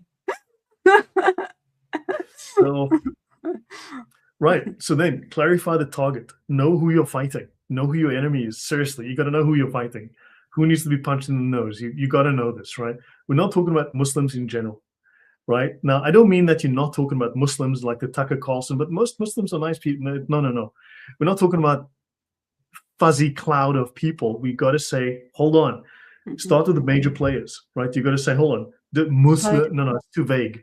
Be specific. Yes? But I want to say something specific. If you all guys, you're not sending this conversation, which is practical and doable, achievable, and I don't think you're going to find anywhere on the internet people who are with our credentials who would give you the exact way to deal with a problem, and honestly, without any blah or whatever, or stuttering, you all are now just as responsible to spread it to anyone who can. Like, I know some people just cannot cannot comprehend a conversation that is not real, like not more than 2 minutes, but every person that you know that can hold their thoughts for enough time to listen to something that is more like a podcast, you are now either complicit or not. You make your choice, right? It's like you are now making your own choices on whether you want to solve this problem or not. It's actually simple. Just phrase it as you are either part of the solution or part of the problem. So when I say Muslims, here is a demonstration we don't of mean somebody who was born in an operating system that is outside of the box, and therefore he says, I came from a Muslim family and most Muslims are not nice people. Find the people who managed to create an operating system before culture. That is usually very high IQ people, because apparently when I talked to my uncle, he said, like, I was functioning in a very similar way when I was 1.5 years old. It means I bypassed genetically and whatever cultural system could have been installed in me. So these people exist. They're going to be our allies. They need to operate in a different way. But for the rest of you guys, you either spread the messaging, right? We're laying out to it's very specific people who can tolerate this kind of conversation and make it doable. You are now just as responsible as anyone else, and it's your choice. It's your choice. And I want another thing. In the end of the days, right? If you get your granddaughters or whatever, right? Get whatever, or your grandchildren, or even if you don't have any and you die like alone when everybody around you is like suffering and wearing fucking goats. All right. I want you to remember this moment, reflect on it, and say, did I do my due diligence? Because if I didn't, I deserve it. Okay, let's continue.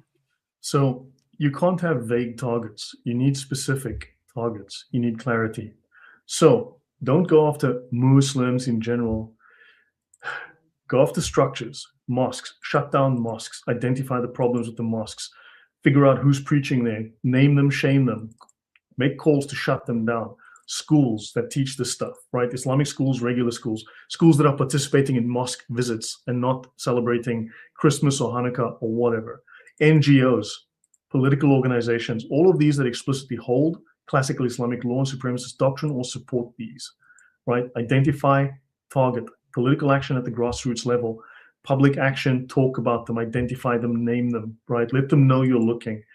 Now, you need some minimal realistic national level steps, conceptual, not policy details. You don't have policy yet, right? But you need to end the fiction. For instance, you need social media. Your voice matters, right? Jihad doctrine is not just an extremist interpretation, okay? You have to call it what it is in classical sources.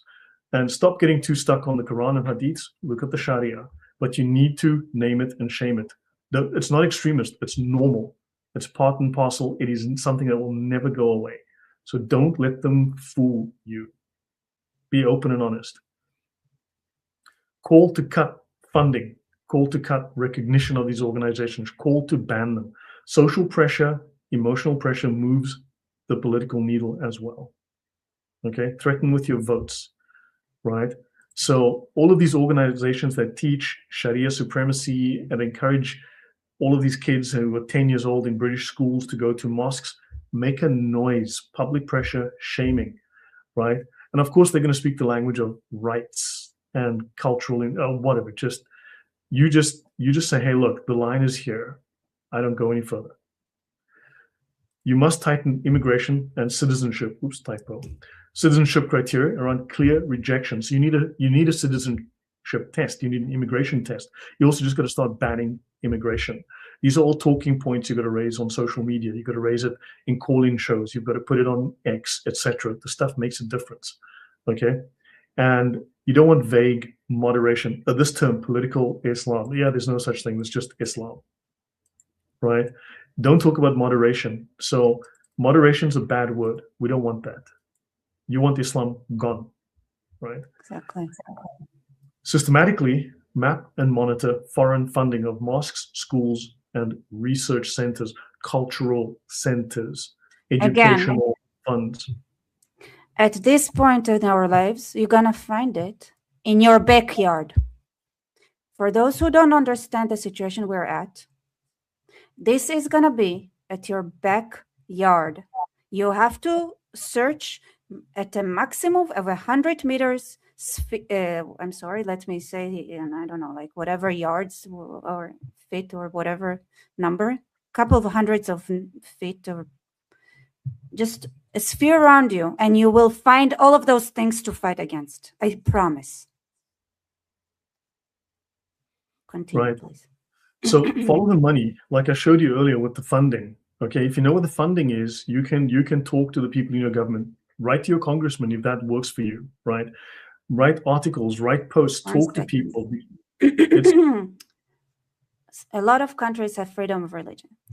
There is a difference between institutionalized freedom of religion based on state and a real life community-based freedom of religion. Freedom of religion also means freedom from religion. So you cannot enforce religion on somebody who doesn't want it. Do you know what that means? It means that you as a citizen can say that not in my school, not in my community, we don't want it. Because you are not a state. You are not the state. The laws of the state do not apply on you as a person. Do you understand? Thank you. Continue, sorry. Yeah, there's a lot of things being said in the chat that are not necessarily the most. No, a lot of people educated. make that mistake, thinking that something that applies to the state applies on them. It doesn't. Yeah. Freedom of speech, Follow the money. that's institutional, that's not yours. You don't need to tolerate anything, any Actually, bullshit. It's not show on you. something. You are not obligated. There is no law like that. Freedom of speech or freedom of press. That's against the state, not against it. That's not on private life. Yeah, but the thing is, Islam's not a religion; it's a political system first. So this is not. Oh about well, that religion. doesn't matter. Don't confuse them with facts. competing. I'm just saying that they can be bullies in real life, and it's not illegal. And it's time they internalize it. State and people different. Effectiveness, people are more effective.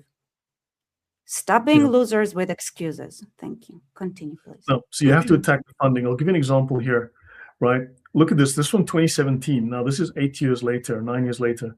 Hot trend in 2017, rise of Islamic banks on Main Street, USA, by Riyad Mohammed at CNBC, right? United States, a quiet financial revolution is going on under the radar of the public eye. It's the rise of Islamic financial institutions from the Midwest to major national banks.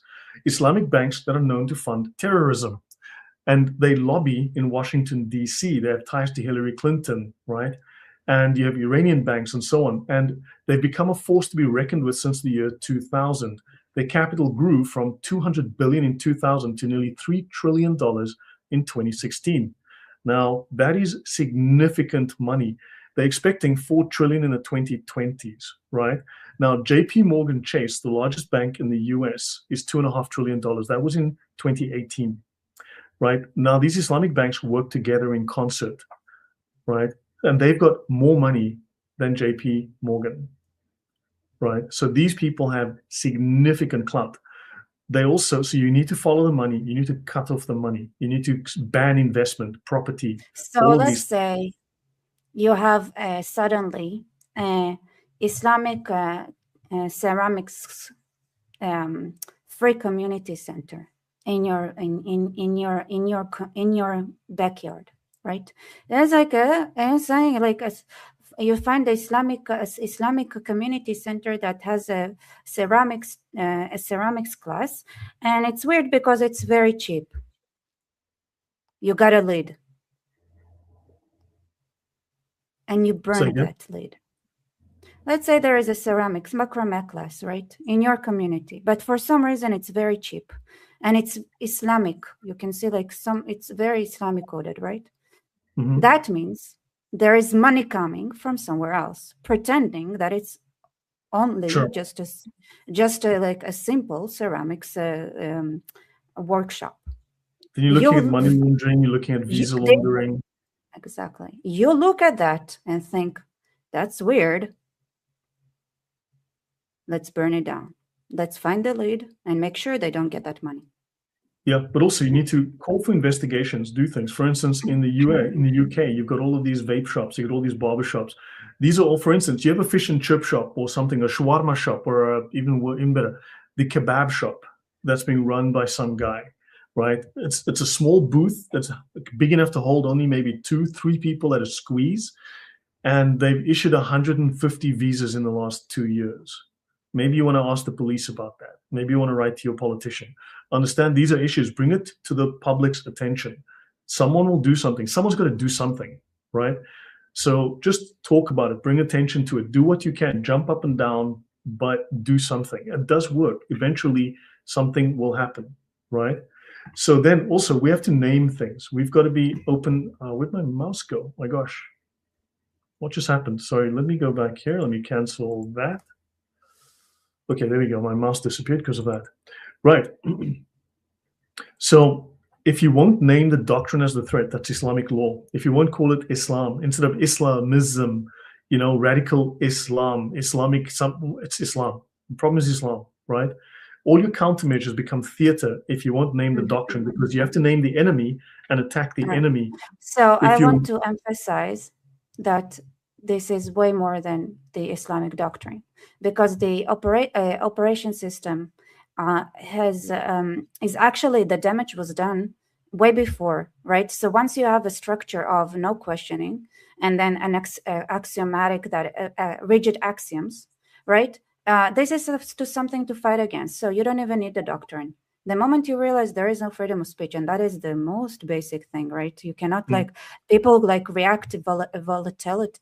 I just mean you have to name a thing. You have to have a thing to focus on. Right. You need a specific thing. I agree, but for our audience, notice, right, that it's much deeper than that, and you need to know it. Yeah. So that you won't get confused, right? So let's say somebody is presenting as if they didn't internalize, right, the Islamic law. That doesn't mean their functionality is good for the system. Yes, please. Yeah. So name it. Don't use euphemisms. Name the thing. Call it what it is. Say Islam's the problem, right? It's not just terror groups. It's not just the jihadis. Islam is the problem. This all comes with Islam, right? It's the Trojan horse. Don't say, well, it's the one guy that came out of the Trojan horse. No. The whole Trojan horse is the problem, right? So otherwise, if you can't name the thing and focus on the right thing, everything you do is just theater. It's not even relevant.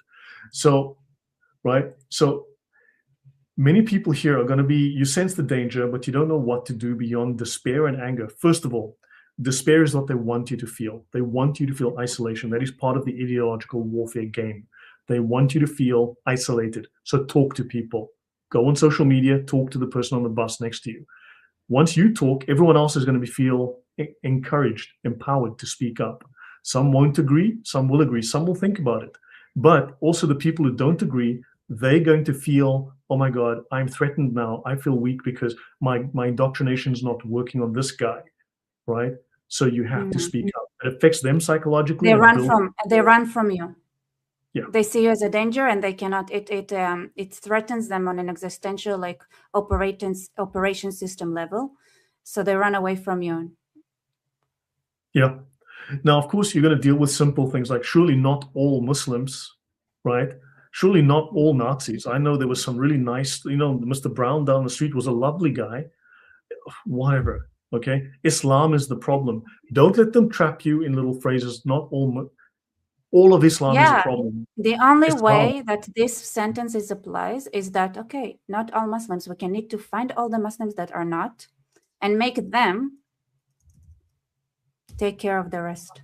And if they don't take care of them or do this, right? And by the way, it's a process, right? So you have to remember, it's you set up, you need to, so why am I talking about operating systems? Do you know how the Israeli intelligence works? They recognize an operating system that doesn't fit the environment. And that means that sometimes they are completely aligned and loyal to the cause. But because the operating system is the strongest thing you have, once they plant the seed in the right operating system, that's it for them. Because they're going to cooperate with the Israelis. It's the strongest indicator. Strongest.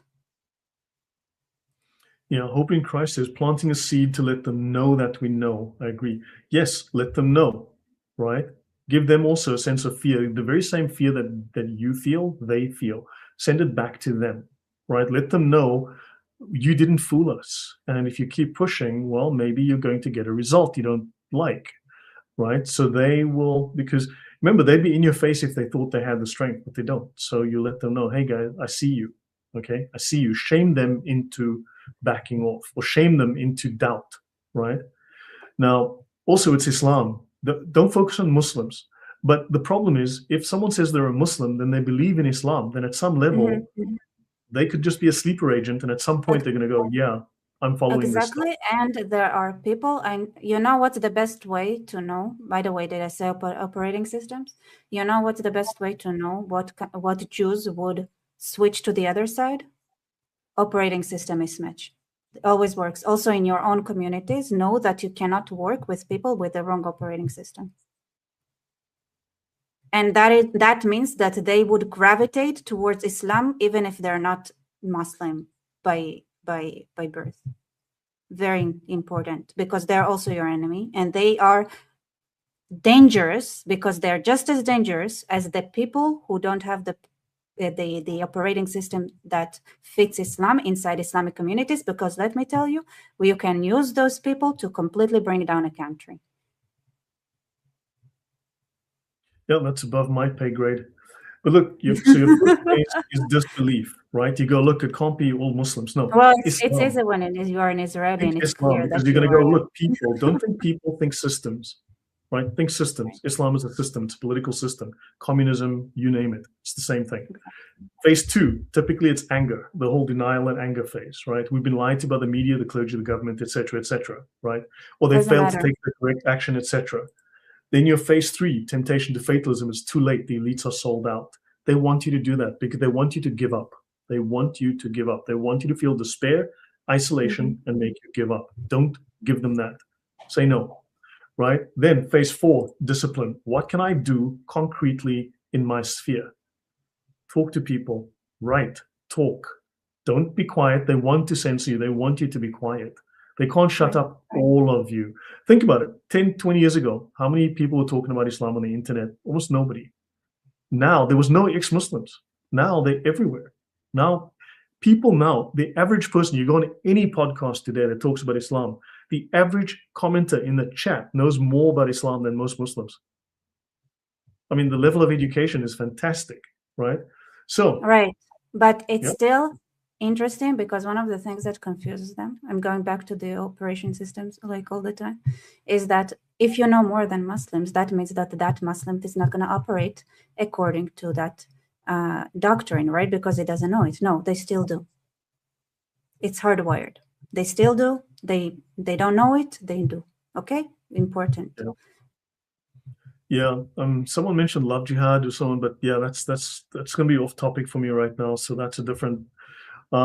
Okay, get doctrinally literate on Islam, from the Quran, the Sirah, the Hadith, standard fiqh, instead of media narratives. However, I would say go straight to the Sharia. Go read Reliance of the Traveler. Please, just go read Reliance of the Traveler. It'll explain exactly when the Quran is relevant and when the Hadiths are relevant. You won't have to figure it out. They will tell you, right? Politically, support candidates who name political Islam. Sorry, my bad. But this term, political Islam, they're going to use it, but just start calling it Islam, okay? But candidates who speak about Islam openly and explicitly and are willing to take reputational hits to oppose it, those are the people you want to support, okay? Your votes are going to matter. Let's take a break for a moment. I want to go through a couple, like the super chats. And the last one, I'm nearly done, yeah. Yeah. I'll just let's take a break, because I think it's a good break point. A big problem is no one will dare to take the veiled woman put in front lies by the consequence. No one will dare to condemn the religious significance of this approach. Well played. What do we do? So this is why I constantly remind people in my channel that I am a feminist. And therefore, I believe that that it's not just the Qatari prince, but also his mother that need to be complete. You choose whatever school of Sharia you want, but the bottom axiom is the same one. So here is feminism, strong feminism. Remember that feminism means that you judge people by what they do and say, and not by what they appear like. Very important. Thank you. Okay, so Rafi, thank you so much for your support. Shana, Eric Weinstein also mentioned. Eric Weinstein has also mentioned this. Chinese Americans will ask him about Jewish creativity. Yeah, they're trying really, really hard to figure out how that works in a way that they had invested a lot to try to position themselves inside the Israeli community, only to figure out that they can see the output, but not the underlying system. Which, by the way, if you know those Chinese people, send it to me because I know the underlying system as well. I can break it down for them if they want. I mean, they spend a lot of money trying to figure it out. I'm telling you, I can do it without easy. Shana, Muslims have to build a completely new operating system, which is harder than even living abusive Christian sex, which is more like a systems update. I don't know. I don't know how to compare it. Islam needs to be destroyed. It is thank you. Dysfunctional. Yes. Shana, growth per generation wasn't taught basic fun. Yeah. Why? Because the infiltration is here. So the infiltration is here and it's deep. And it made sure that to take away the cognitive abilities of the next generation so they wouldn't be able to fight Islam. And they do it knowingly. Why do I know that? It's not only that the Chinese have an active cognitive OS studies, right? They do it actively, trying to figure out how to install cognitive OS in people. It's also that this method of creating a zombie generation is already it's more simple than trying to figure out cognitive systems, because this specific OS, they don't need to work hard to understand how it works, and that formula was already figured out 2,000 years ago, 3,000 years ago. So it's not hard. So of course they do memorization, reading techniques, no questions, no open questions, no discussion, no real, and punishment for somebody who gets out of line. This is how they do the brain damage, and it's something that already exists in our societies for a long time. So yes, super easy. Do you want to add something, Lloyd? Yeah. No, I think you did fine there. All right, thank you, Sus Sunshine, for your super sticker. And here is a question. I agree with what you say. However, I know way too many Muslims and Arabs who are super productive, and ironically, it's me as a dumb Hindu who struggled at school. Muslims are more talented than me. Muslims can be, I know a lot of Muslims that can be very smart, very productive, right? The thing is, you go to their faces and say Islam is shit. And then you see where that goes. And then from there, you can understand what kind of operating system and intuition. You don't need to know too much. You're gonna, you can have some intuition. They have, and if they are very smart and their OS is still Islamic, they're very dangerous, and they should be. They should be followed. They should be. They need surveillance. And do you have anything to say here, Lloyd? No, that's okay. Doing fine. Okay, thank you. Yeah, no, those are. And here, Rebecca asking, what's the connection between Relate, MI6, and Muslim Brotherhood? Is it they all fuck each other, like literally in bed? There's a huge, actually, if you look at the British government, there's a very tight relationship with Saudis, with the Saudi oil money. There's a huge relationship. Like, for instance, Bandar Bush, that was his nickname. He was the head of intelligence for the Saudis. He was also the U.S. ambassador at one point under George Bush. They invested something like $1.6 billion into George Bush's companies and so on. So they were very tight in. But for instance, he's got landing rights in the UK at a military airbase now. So he's got a 747 and he can land at any time he likes at a US airbase. He stays at royal family properties, right? So there's a huge, and I think a lot of them there will be definitely secret Muslims. A lot of them converted, a lot of them haven't admitted that fact, they haven't changed their names. So there's going to be a lot of oil money, there's going to be a lot of influence, there's going to be a lot of benefits. Even Prince Charles, if you and a lot of sex too. Probably. You look at Prince Charles, he's very much involved with a Sufi order. And he's very much involved with this one particular Muslim group. He dresses up in the whole Arabic garb. He takes part in ceremonies. He has his little Muslim dress. He's got his Muslim sword, his little scimitar. And he says some things that for a Christian and Western monarch are a little questionable, just fractionally so. So yeah, I'd say there's questions to be asked. There would definitely be some issues there. Yeah. Thank you. All right, let's continue. Yeah, that was one I could answer or respond to. It's like in my ballpark, more or less. Yeah, let's just finish. I'm nearly done here. So just to finish the last few points. Yeah, but thank you. This has been really good. And thanks to the audience for the very active audience. So become doctrinally literate. But if you want to bypass the whole grind of the Sirah, Hadith, and so on, and the Quran, just go straight to the Reliance of the Traveler, the most popular English language Sharia manual. It is the most popular Sharia manual in the world. And it explains all of it. It is so blunt. It's so easy to understand. It's all there for you. They explain what this verse says, what that hadith means, boom, done. And they tell you it's ugly. It's disgusting. Don't believe media narratives, right? Politically, support the right candidates. Institutionally, pressure the schools. Social media pressure works. X works. YouTube videos work. TikTok works. Things go viral. People see. Understand, you don't have to have 1 million followers. You don't have to have you don't have to have 500,000 followers. You know what? If you've got a channel that has 3,000 people or less, or whatever the case might be, but you see, it's not about size. You have a niche. Right. And if you look decent and you say that Muslims fuck goats, you're going to be popular instantly. So it's not that hard. Just think about something similar to say and go. Yeah.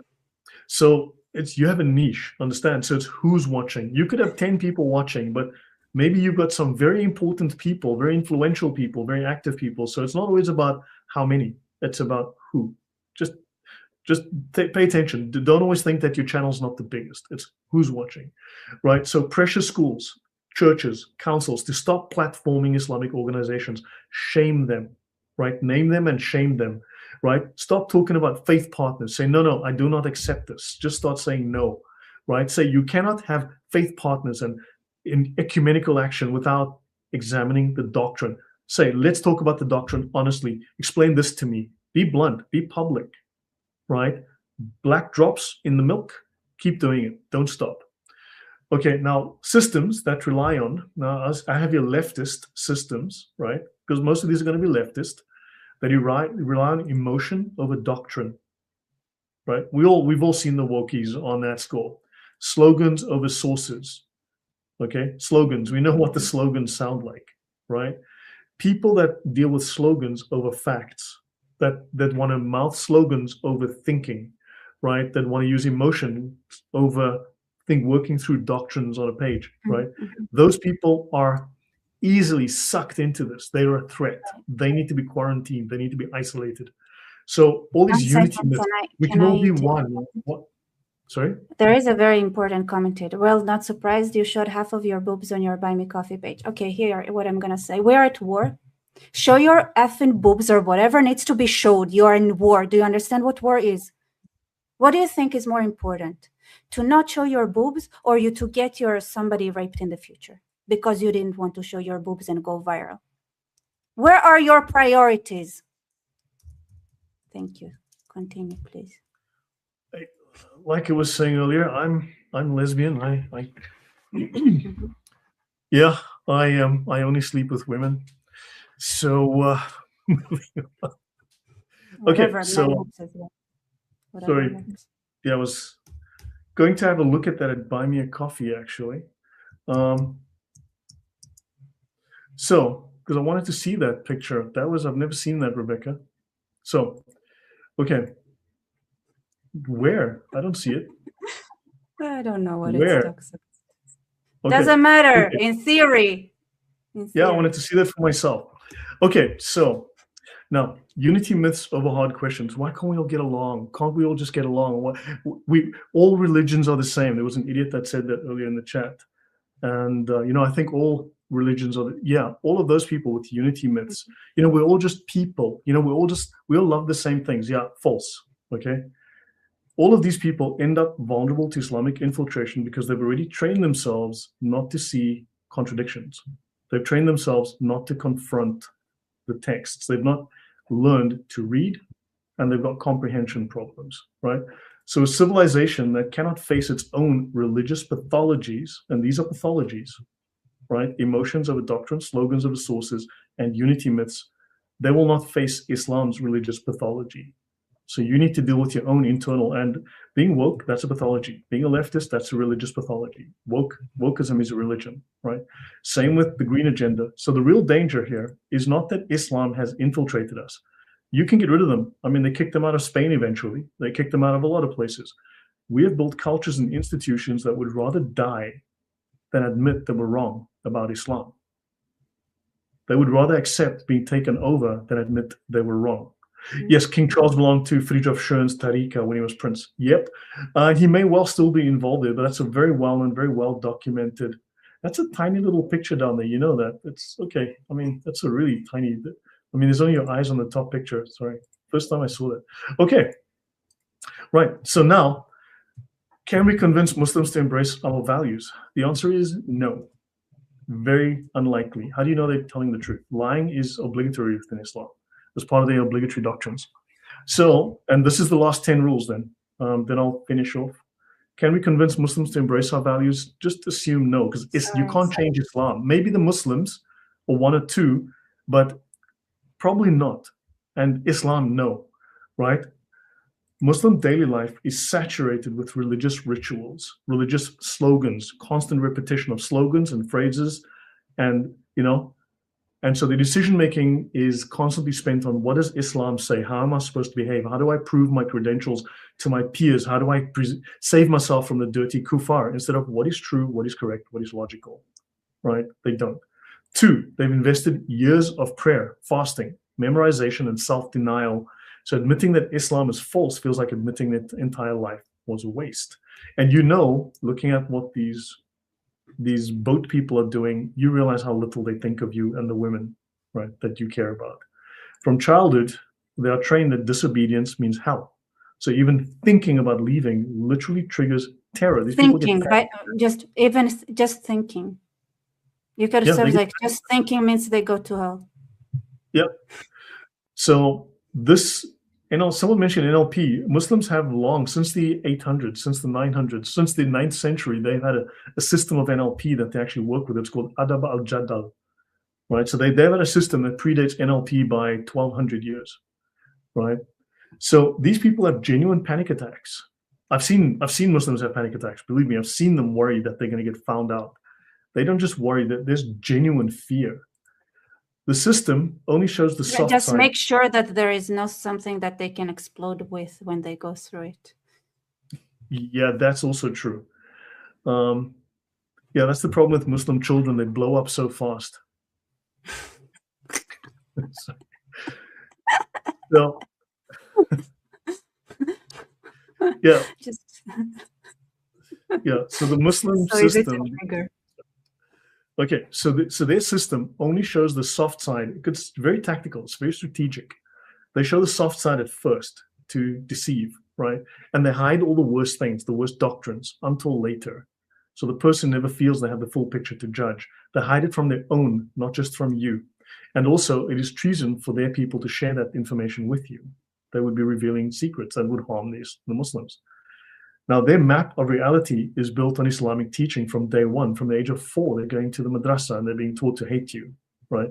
Anything that contradicts Islam feels not just wrong, but dangerous and chaotic.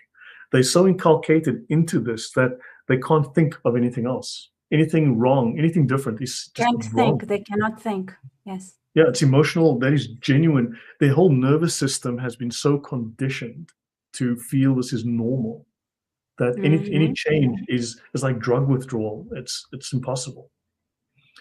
Their family, their whole honor system, marriage prospects, community are all inside of Islam. Walking away is like social death, and they could also be killed, right? Ridda, that is the punishment for leaving Islam, for apostasy, is genuinely to kill. I've covered that before on the channel. We've shown that, right? This is the law in the Sharia. This is not a secret, right? So this feels like genuine death because you're losing everything you believe in. Everyone outside of Islam is framed as corrupt. If you're not a Muslim, that means you, right? You are hostile, you're inferior. So any critic is dismissed before the arguments are even heard, okay? Islamic catchphrases. right? So don't forget, the well has been poisoned against you already, in other words. So it's not even worth trying. You don't know, besides, because lying is obligatory, you don't know if they're even telling you the truth, right? So don't take the risk. I mean, it's like, don't take the risk. You just don't know. 8, Islamic catch. You know what? I just saw an article today of a girl in Germany, a Syrian girl in Germany that is they're building a container. She's in a home. They're building a container to isolate her and quarantine her because she's considered so dangerous. They can't leave her with the public. She's stabbed people. She's attacked people with knives. She's like 9 years old or something. And this girl she's jihad crazy. And I don't know. Yeah. Yeah. So everyone outside of Islam is framed as corrupt. Okay. Islamic catchphrases like inshallah, Allah knows best. These are, when you repeat something all the time, you get indoctrinated, and they are taught to say this. So this anchors, these are like NLP anchors. They anchor the states, they anchor the thoughts, and you stop thinking. You don't go, well, let me do critical analysis. You go, Allah wants this. You say, inshallah, fate will, So in other words, they are simply just indoctrinating themselves. They don't have to, this is totalism. No one points a gun at you anymore. You are forced with the community pressure. You're so scared of losing your community that keeps you there, the community, but also you do it to yourself. You program yourself by using these phrases that are so foreign to Western culture. And therefore they've indoctrinated themselves millions of times like this. So these stop thought. These are thought terminating cliches. So they have instant emotional closure. They don't have real reflection. They have an emotional response. And this bypasses the thinking, it bypasses the prefrontal cortex, and boom, they just have emotional responses. You cannot communicate. Last 2, the system trains them to see doubt as sin. It's fitna. In fact, you can be killed for causing fitna, for causing doubt that would make someone leave Islam. They call it temptation, fitna, temptation. But fitna is actually caused to kill you, right? And I want to quote here. Sure. What is the word doubt? Dubito ergo sum. That's the first. Dubito ergo sum, or in other words, cogito ergo sum. To think, I think, therefore I am. Yeah. I doubt, therefore I am, or in other words, what is the same? I think, therefore I am. Yeah, but he was also there was also a double meaning within his terms. He was calling himself God. I think, therefore I am. See, the I am before Abraham was. He had a lot of players, yeah, but there he got something right, because doubt. Yeah. No, but he was playing here. He was actually playing on that, because before Abraham was, I am, right? That's a quote Jesus makes. Before Abraham was, I am, or the I am is God, right? So he was saying, I think, therefore I am, referring to God. I am God. So this was one of the atheist things. So he was actually from what I remember, he was trying to understand what's true and what's not. But the reason I love that, because he actually had like a breakthrough on how to ask questions. But when he said that intuitively, the fun part is when you don't doubt, your identity is very fractured and fragmented, and therefore you're volatile. Yeah. No, but this is a control mechanism, right? You push back against doubt. Anything that causes doubt, you reject. It creates pain, right? Emotional pain. So you see doubt as a sin, and it's going to send you to hell. And the person who's making you doubt is evil. So they poison the well this way. So the healthy impulse to question is smothered before it can even grow. And then finally, all of these layers, your ritual layers, all the things that you do, you've got to hold your hands like this, and you've got to say these words and step into the toilet with your left foot, but into the mosque with the right. And all of this nonsense. You're going to wipe your bum with your left hand, but eat with your right. All of this nonsense, all of these rituals, they ingrain identity. It's behaviors, right? So all the fear, all the identity forming stuff, all the information control, they don't tell you what's in the Sharia, right? The whole tribal, these are tribal people. These are also very tribal people. They're not Westerners. They're not westernized, right? They think in a tribal sense, and tribes hate each other. I come from Africa, and I'm not tribal, but there are tribal blacks. And yeah, they don't like other people very much. Tribe first, right? Even their language, these all work together to complete this mental cage. So you're not arguing with one belief, you're pushing against the entire psychological environment. It's not an intellectual battle of is 1 + 1 equal to 2 or equal to 3. You're pushing back against the entire system that in multiple layers, multiple ways has caged this person's mind. I'll stop there.